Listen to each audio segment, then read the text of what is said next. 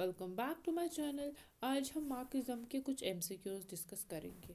Question number 1, according to Marx the driving force of the history is. Marx के according driving force of history क्या है? Option number 1 ideas and beliefs, option number B moral values, option number C class struggle या फिर option number D nationalism.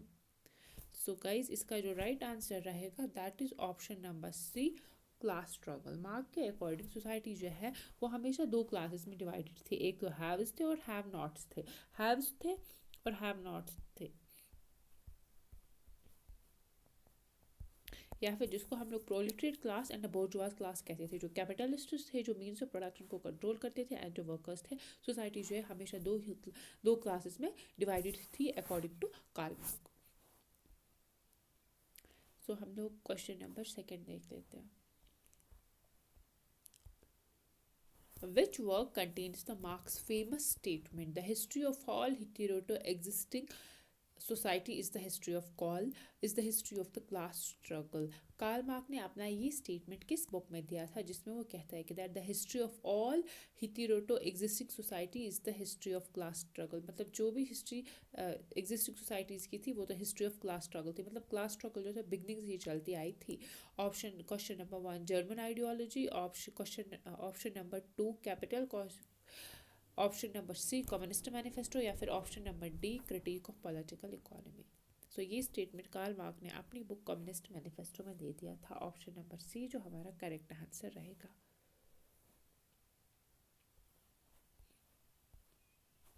In Marxist theory the term base refers to, Marxist theory में term base refers to option number 1 political institutions, option number B legal system, option number C mode of production या फिर option number D cultural practices.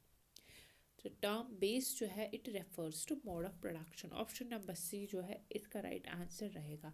Mode of production means कि Karl Marx के according society जो है वो एक दो चीज़ों में, एक तो बेस होता है एक तो सुपर स्ट्रक्चर होता है। बेस हो गया जिसके पास मोड ऑफ प्रोडक्शन पे कंट्रोल होगा, मतलब इकोनॉमिक मीन्स जिसके पास होगी, वही फिर बाद में जो होता है सुपर स्ट्रक्चर जो है उस पर भी कंट्रोल कर लेता है। मार्क्स थ्योरी के अकॉर्डिंग बेस जो है it refers to mode of production.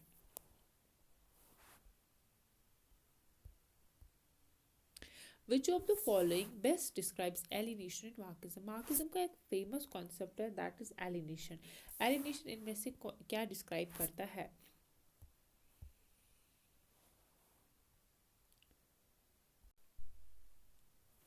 Separation of workers from political power, exploitation through surplus value, separation of workers from the product of their labor या फिर option number D inequality in income distribution। So answer रहेगा option number C that is separation of the workers from the product of their labour. Karl Marx के according जो concept of alienation है उसके according worker जो होते हैं पहले वो अपने प्रोडक्ट से एलिनेट होता है, फिर उसके बाद वो अपने नेचर से भी एलिनेट हो जाता है, फिर उसके बाद वो अपने आप से भी एलिनेट हो जाता है।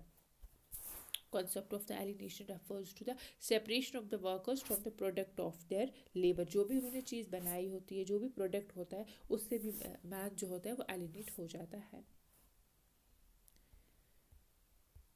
Question number 5 surplus value is generated because.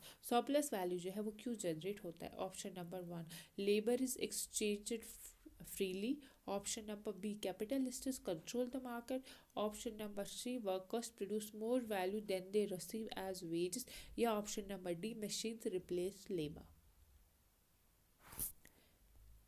Answer रहेगा option number C that is the workers जो है वो प्रोड्यूस कर लेते हैं more value than they receive as wages. Which stage of society comes immediately before socialism according to Marx? Option number 1 feudalism, option number B capitalism, option C primitive communism या फिर option number D slave society.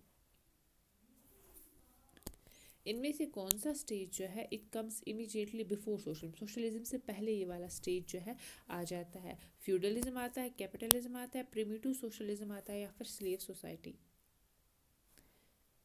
Capitalism option number B जो है वो correct answer रहेगा। Marx के according पहले capitalism तो emerge हो ही गया, उसके बाद जो है सोशलिज्म आ जाएगा। प्रिमिटिव कम्युनिज्म पहले था, उसके बाद स्लेव सोसाइटी, फ्यूडलिज्म, ये तो पहले थे। कैपिटलिज्म आ जाएगा, कैपिटलिज्म के बाद जो है सोशलिज्म जो है वो इमर्ज हो जाएगा।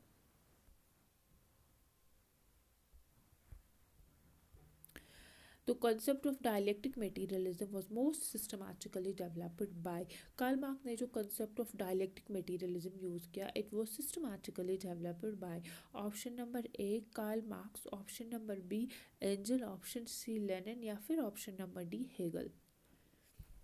डायलेक्टिक मेटीरियलिज्म जो है it was used by Hegel.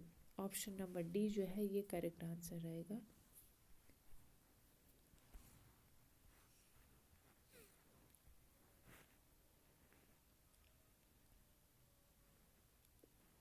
सबसे पहले तो इसको हेगल ने यूज़ किया था, लेकिन it was later on it was developed by the Engels. So option number B correct answer है। Which of the following is not a characteristic of capitalism according to Marx? इनमें से कौन सा characteristic of capitalism नहीं है Marx के according? Option number one private ownership of means of production, option number B wage labour, option number C class harmony या फिर option number D exploitation. इनमें से कैपिटलिज्म के कुछ कैरेक्टरिस्टिक्स दिए गए हैं, कौन सा कैरेक्टरिस्टिक नहीं है? ऑप्शन नंबर सी जो है दैट्स क्लास हार्मनी जो है वो आंसर रहेगा, क्योंकि private ownership of means of production तो होता है, वेज लेबर तो है ही, और एक्सप्लॉयटेशन भी इसमें हो ही रहा है। ऑप्शन नंबर सी जो है वो राइट आंसर रहेगा। According to Marx the state is natural arbiter, instrument of class domination, option number C moral institution या फिर option number D expression of general will. General will का concept किसने दे दिया है? रोसो ने दे दिया है। और इंस्ट्रूमेंट ऑफ क्लास डोमिनेशन जो है वो राइट आंसर रहेगा। According to Karl Marx the state is the instrument of exploitation. Karl Marx के अकॉर्डिंग स्टेट जो है वो सिर्फ और सिर्फ एक इंस्ट्रूमेंट है जो कैपिटलिस्ट क्लास जो है वो यूज़ कर लेता है वर्कर्स जो है उनके अगेंस्ट, और ये एक सिर्फ और सिर्फ इंस्ट्रूमेंट ऑफ एक्सप्लॉयटेशन ही है। Question number 10. The term dictatorship of the proletariat implies. The term dictatorship of proletariat implies. Option number 1. Permanent authoritarian rule. Option number B. Military governance. Option number C. Transitional rule of working class. या फिर option number D. One party dictatorship. Proletariat of dictatorship of the proletariat, option number C answer रहेगा, that is a transitional rule of the working class. ये permanent authoritarian rule तो नहीं है, military governance भी नहीं है, और one party dictatorship. Karl Marx के अकॉर्डिंग जो है ये जो प्रोलेटेट्स है वहाँ पे कुछ टाइम के लिए प्रोलेटेट्स की डिक्टेटरशिप जो है वो रहेगी, और ये जो ये ट्रांजिशनल रूल रहेगा वर्किंग क्लास का, और उसके बाद जो है सोशलिज्म जो है वो इस्टेब्लिश हो जाएगा, और अल्टीमेटली जो है क्लासलेस सोसाइटी, स्टेटलेस सोसाइटी जो है वो इस्टेब्लिश हो जाएगी। सो ये हमने आज कार्ल मार्क के कुछ एमसीक्यूज़ डिस्कस कर दिए, 10 एमसीक्यूज़ डिस्कस कर दिए। अगर आपको वीडियो पसंद आया है तो चैनल को सब्सक्राइब कीजिए, लाइक कीजिए, शेयर कीजिए, और अगर आप फ्यूचर में ऐसे और वीडियो चाहते हैं तो कमेंट में मुझे बता दीजिए। Thank you.